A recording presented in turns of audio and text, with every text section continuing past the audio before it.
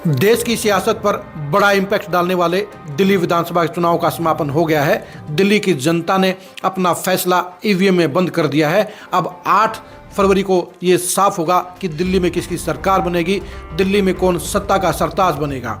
आज हुए मतदान के साथ ही ये साफ हो गया है कि दिल्ली में कांटे का मुकाबला था और कांटे के मुकाबले के अंदर आम आदमी पार्टी और बीजेपी में जबरदस्त टक्कर रही है और सिर्फ 3% वोटों के फासले पर ही सरकार बनाने का फैसला होगा। यानी 3% वोट ही ये फैसला करेंगे कि दिल्ली में किसकी सरकार बनेगी। मतदान के बाद मिल रहे रुझानों के हिसाब से दिल्ली में किसकी सरकार बनेगी, ये जानने के लिए आज की इस खरी खरी खबर को आप गौर से देखिए।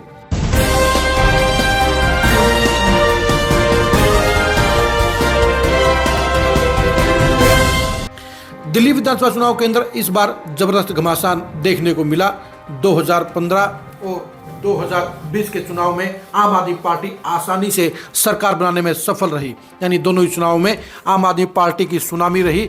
इस सुनामी के अंदर जहां कांग्रेस का सुपड़ा साफ हो गया, वहीं पर बीजेपी सरकार बनाने से काफ़ी दूर रही। यानी एक तरफा जीत के साथ केजरीवाल ने अपना डंका बजाने का काम किया। लेकिन 2025 का चुनाव हरगिज भी वैसा नहीं रहा है। इस बार अरविंद केजरीवाल को भी साफ तौर पर इस बात का एहसास हो गया कि उनकी सत्ता संकट में है। इसलिए अरविंद केजरीवाल ने अपने 25 विधायकों के टिकट बदलने का काम किया। जहां 4 विधायकों के रिश्तेदारों को टिकट दी गई, वहीं 21 विधायकों के टिकट काट दिए गए। यानी एंटी इनकम्बेंसी को खत्म करने के लिए केजरीवाल ने अपने इतने विधायकों के टिकट काटने का कड़वा फैसला लिया। लेकिन इसके बाद भी अरविंद केजरीवाल की सत्ता महफूज नहीं है, क्योंकि आम आदमी पार्टी के खिलाफ 10 साल की सरकार की खिलाफत है, जनता में नाराजगी है, वायदों की खिलाफत है। यही वजह है कि अरविंद केजरीवाल की लड़ाई इस बार फंसी हुई है और उन्होंने इस भयंकर कांटे की लड़ाई को जीतने के लिए साम दाम दंड भेद अपनाने का काम किया है। उन्होंने बीजेपी और कांग्रेस के दमदार चेहरों को तोड़ने का काम किया। इसके साथ साथ उन्होंने जनता की इमोशनल टचिंग को छेड़ने का काम किया और ऐसे आरोप भी लगाए जिसके जरिए वो खुद भी फंस गए हैं। जिस तरह से उन्होंने हरियाणा की जनता के ऊपर, हरियाणा की सरकार के ऊपर यमुना के पानी में जहर घोलने का आरोप लगाया, उसके चलते उनकी खुद की साख भी सवालों के घेरे में आ गई है। क्योंकि अरविंद केजरीवाल 10 साल बाद भी दिल्ली की जनता को साफ पानी देने में नाकाम रहे। इसके अलावा दूसरे मामलों में भी अरविंद केजरीवाल साफ तौर पर पिछड़ते हुए नजर आए।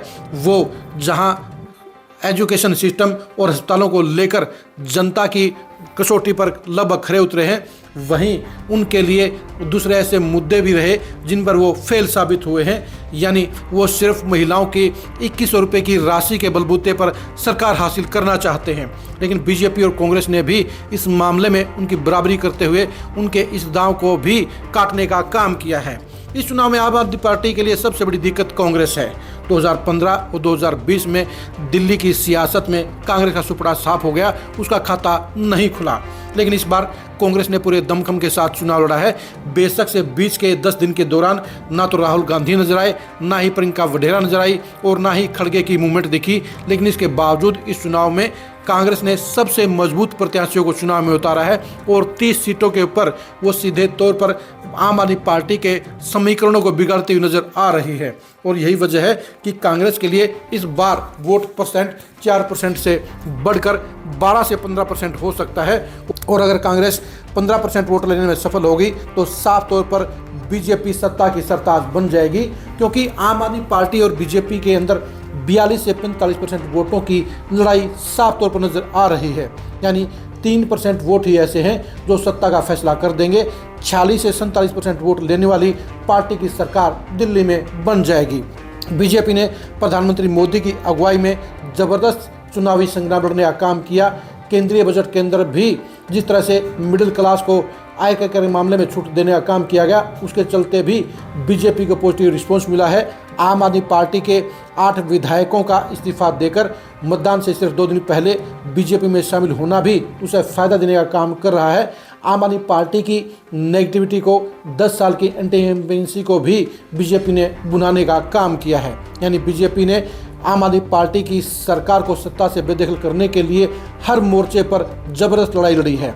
बीजेपी ने 3000 से ज़्यादा जनसभाएं करके जहां ग्राउंड लेवल के ऊपर अपनी पकड़ मजबूत किया है। वहीं आरएसएस और उससे जुड़े हुए दूसरे संगठनों ने भी बूथ वाइज जबरदस्त मेहनत करते हुए आम आदमी पार्टी के खेमे में खलबली मचाने का काम किया है।